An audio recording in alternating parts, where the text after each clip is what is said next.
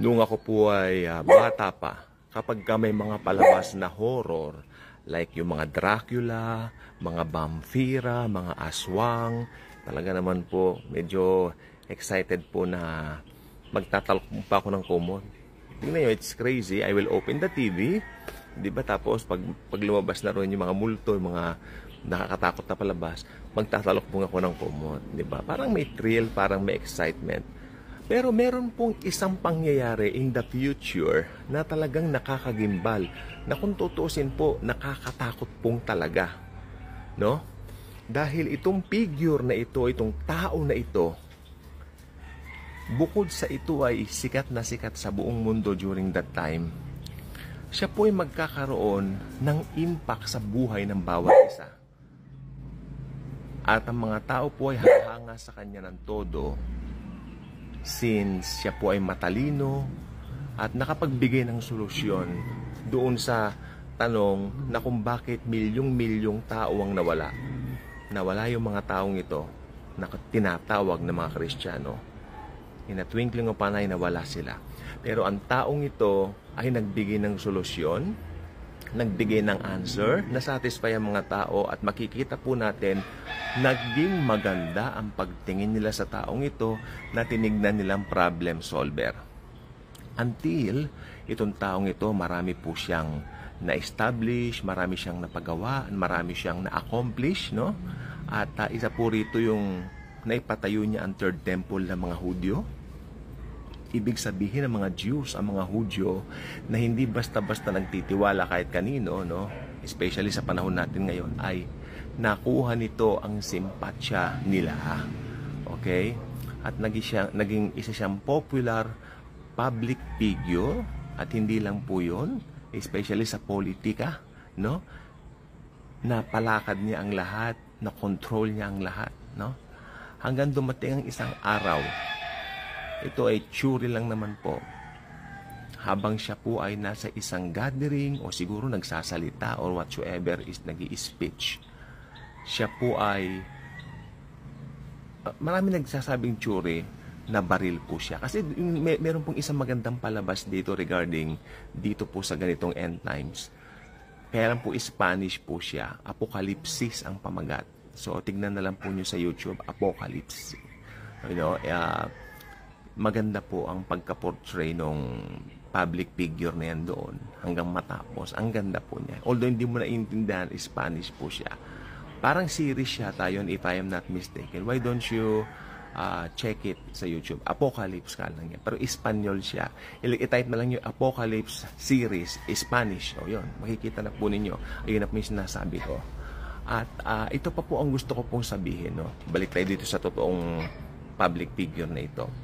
Since siya po ay very popular, during that time, magkakaroon po ng isang turning point sa kanyang buhay na talagang magpapabago, hindi lang ng sistema, kundi ng buhay ng mga taong naiwan sa rapture.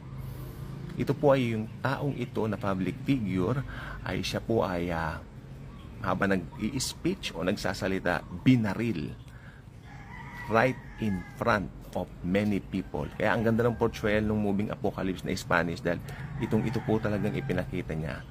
Doon sa movie, siya po ay nagmo-motorcade, pakaway-kaway, doon siya binaril.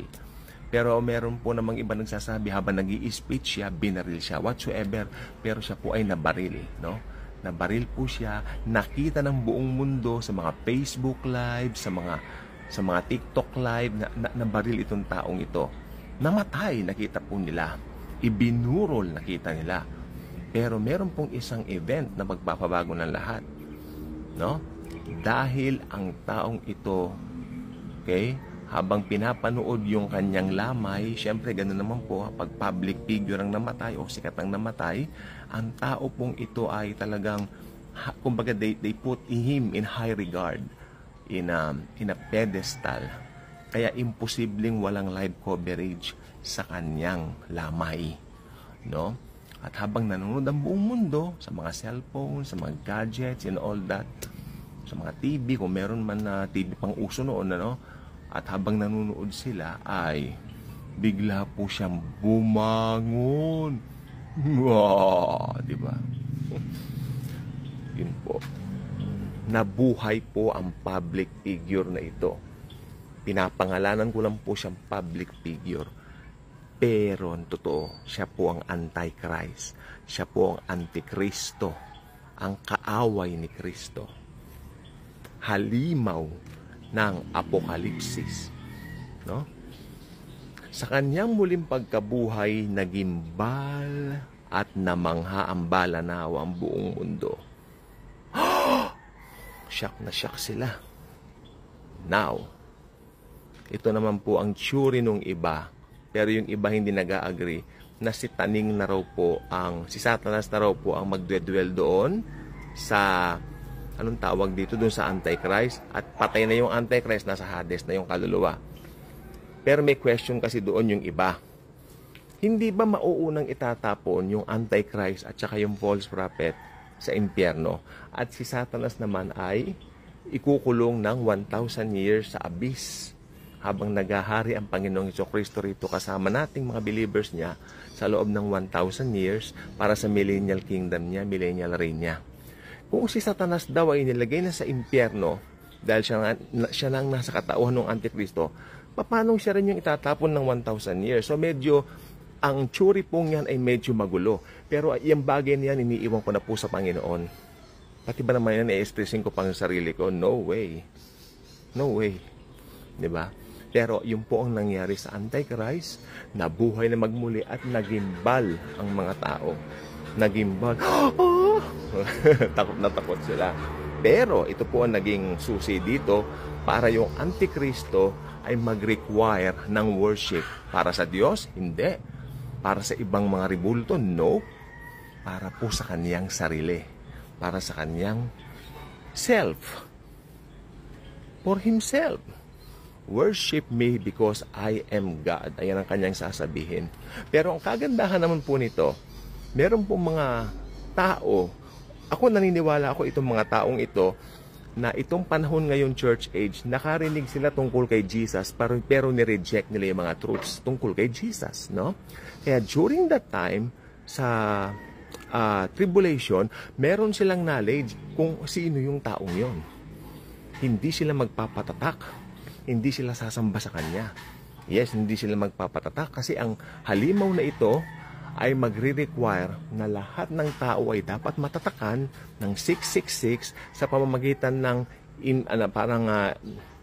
it will be planted sa katawan through microchips or something like mga ibang mga paraan ng modern gadgets, no? Para ikaw ay makontrol po niya. Pero ang karamihan po ay hindi magpapatatak. Karamihan na nakakaunawa. No? Pero mas marami rin yata magpapatatak eh. Hindi ko po sure. Pero mas marami yata magpapatatak. O yung ilan, kakusana, yung ilan hindi magpapatatak. No? Dahil gusto nilang makilala ang Panginoon. Huli na ba ang lahat for them? Hindi. Hindi pa naman po huli ang lahat for them. Kaya lang may cause. Because during the tribulation, in order for you to be saved, you have to put your trust in Jesus and magpapugot ka ng ulo. Dahil hindi na po effective noon yung panahon na parang sa church age meron tayo. Ano ibig sabihin hindi na effective ang blood of Christ? No. Ang blood of Christ walang tigil ang effect.